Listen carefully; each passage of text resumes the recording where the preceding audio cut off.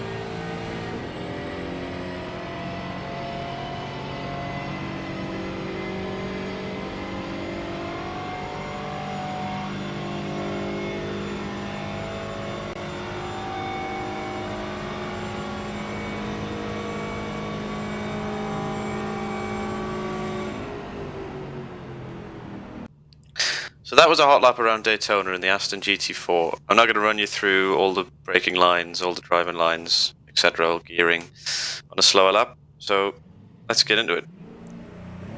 So starting here just before the start-finish straight after the final banking.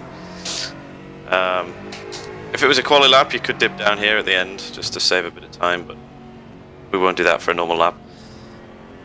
But yeah, approaching turn 1, we're looking at these white lines on the track, and the last one in particular, I'm braking just as it disappears underneath the windscreen. Hard on the brakes there from 6th gear. You want to go all the way down to 3rd, and the line reference you're looking for is I just want to be just outside of this center line here, at the widest. Don't want to run all the way wide because there's less grip out there. Then you want to just get onto the apex, and then again, don't run too wide because it actually seems to lose grip on the exit if you do. So you get a better exit if you stay sort of middle of the track. Then through this bit, just shortening the track as much as possible, dip a wheel in the grass if you have to.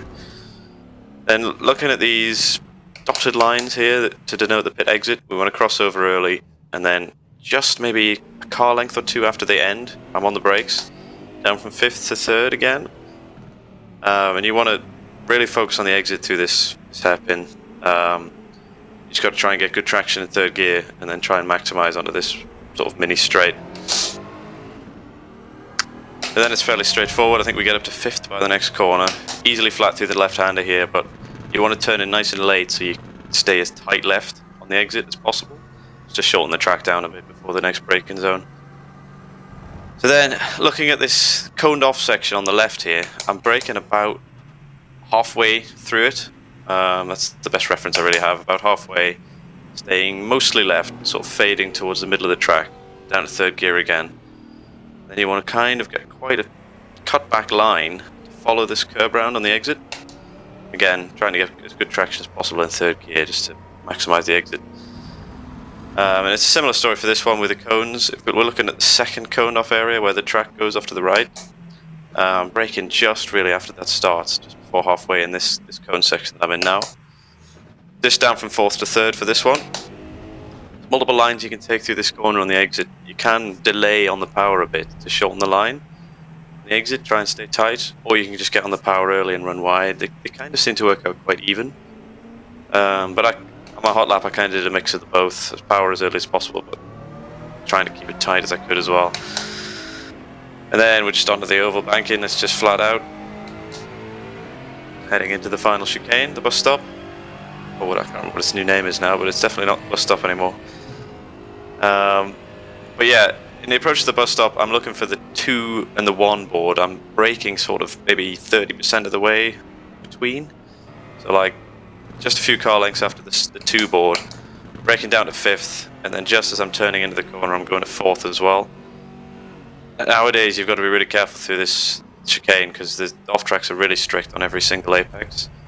You've really got to try and just avoid the grass on the inside of each of them. Try and maximize the line. But yeah, you just want to try and get as good exit as possible because now you're flat for a long time coming under this final banking and then up to the run towards the line. If you were setting up for a quali lap, you can run all the way up top. Sort of extends the track so you have a higher speed by the time you cross the line, but for a normal lap you want to stay down as low as you can without going under the flat apron. And then again, as I said at the start, the other thing you can do if you are in a quali lap is you can dip down beneath the yellow line here, just on the run to the line, and it just trims the track down a bit, shortens the lap time slightly further. But yeah, that's all there is to it really. It's quite a simple track, a lot of it's flat out, makes for good racing usually. But so there we have it, that was the full analysis of the Daytona lap with the Aston Martin GT4.